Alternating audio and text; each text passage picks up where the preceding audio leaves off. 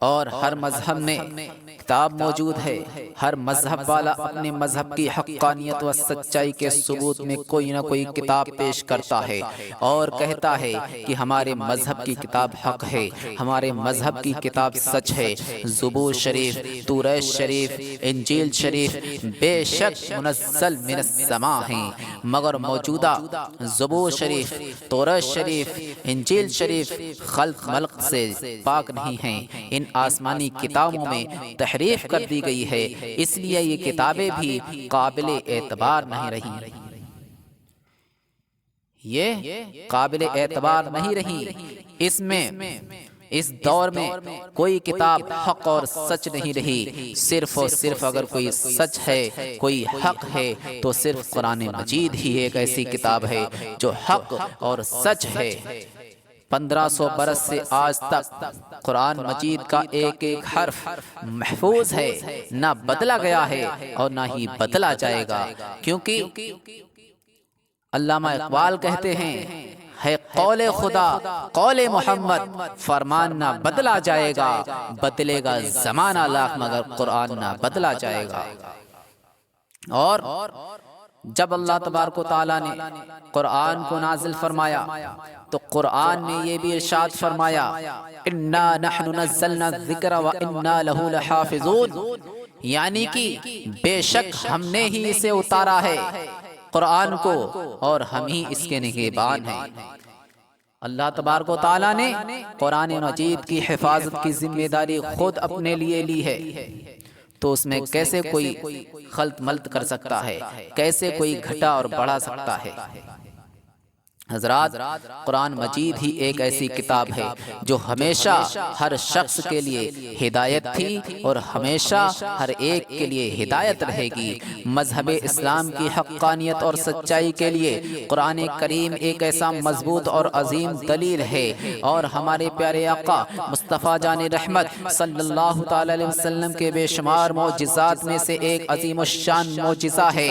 حضرات، دنیا کی تمام کتابیں سامنے رکھو اور سوال کرو کہ تمہارا نام کیا ہے، تم کہاں سے آئے ہو، تم کس کی طرف سے آئے ہو، تم کیوں آئے ہو، تم کب آئے ہو، تو تمام کتابیں خاموش نظر آئیں گی، اور کسی کتاب کے پاس بھی ان تمام سوالوں کا جواب نہیں ملے گا۔ لیکن قرآن کریم اللہ کی وہ حق اور سچ کتاب ہے جس میں تو قرآن عظیم پکارتا ہے بل ہوا قرآن مجید فی لوح محفوظ، یعنی میرا نام قرآن مجید ہے۔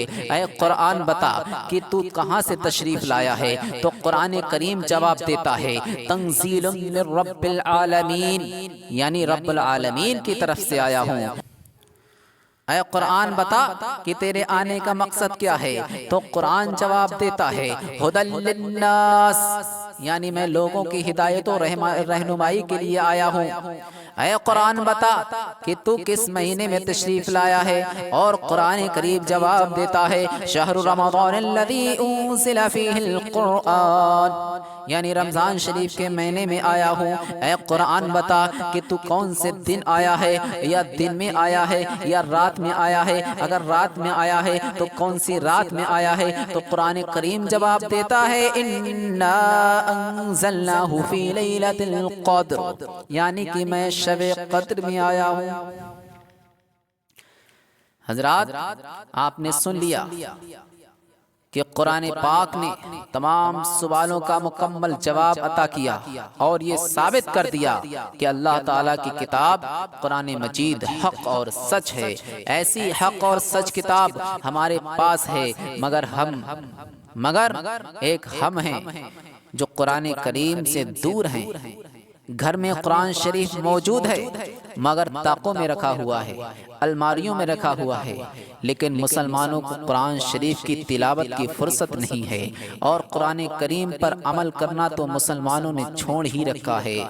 اے ایمان والو، خوب غور سے سن لو، یہ ایک سچی حقیقت ہے کہ دونوں جہاں کی کامیابی کا راز رسول اللہ صلی اللہ تعالی وسلم کی محبت کے ساتھ ساتھ قرآن کریم کی تعلیمات پر عمل کرنے میں ہے، قرآن پاک کی تعلیمات پر عمل کرنے میں ہے۔ عزت و عظمت، رزق و دولت، حفظ و امان کسی اور کے پاس نہیں ہے بلکہ قرآن کریم کے پاس ہے۔ لہٰذا قرآن کریم کو دلوں میں اتارو، قرآن شریف کو پڑھو اور پڑھاؤ، اور اس کی مقدس تعلیمات پر عمل کر کے سچے مسلمان ہو جاؤ۔ مسلمانوں کی ناکامی اور بربادی کا سب سے بڑا سبب یہ ہے کہ مسلمانوں نے قرآن کریم کو بتائے ہوئے راستے پر چھوڑ دیا ہے اور یہود و نصارہ مشرکین کی راہوں پر چل پڑے ہیں۔ حضرات، قرآن عظیم میں اللہ رب العزت ارشاد فرماتا ہے ھدی للناس، یعنی یہ لوگوں کی ہدایت اور رہنمائی کے لیے آیا ہے۔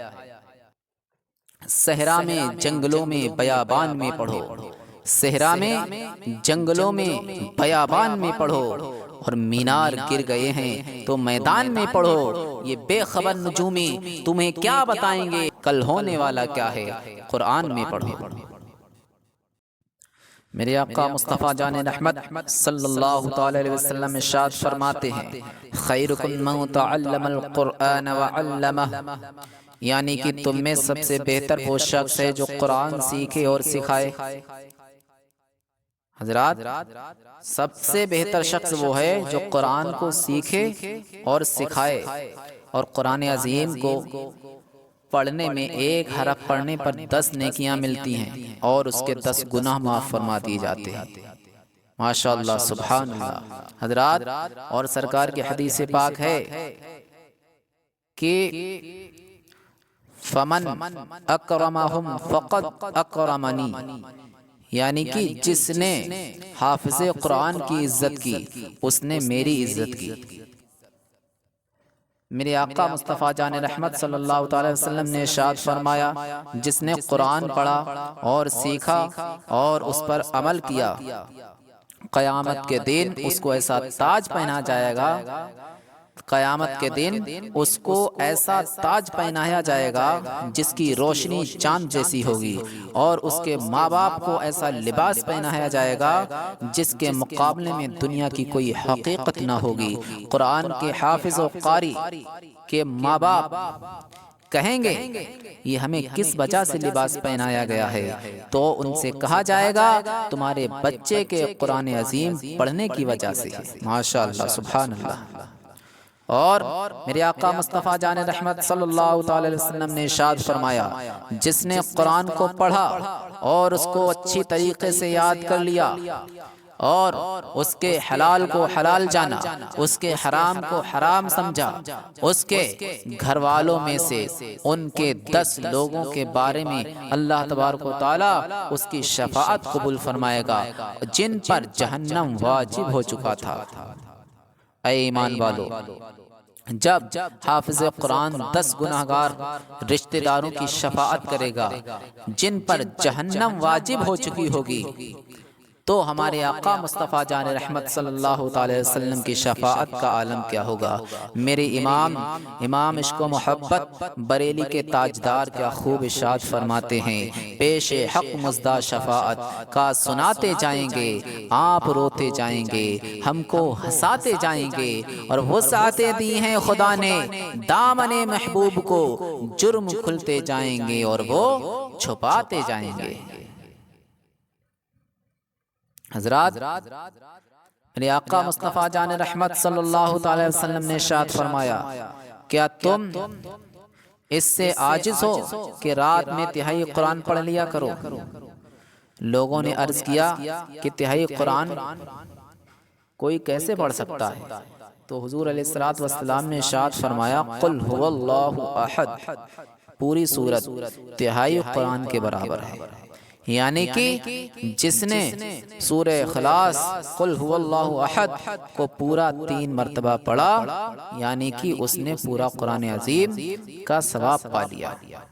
3 بار قل هو اللہ شریف پڑھنے پر اللہ تبارک و تعالی پورے قرآن عظیم کا ثواب عطا فرماتا ہے۔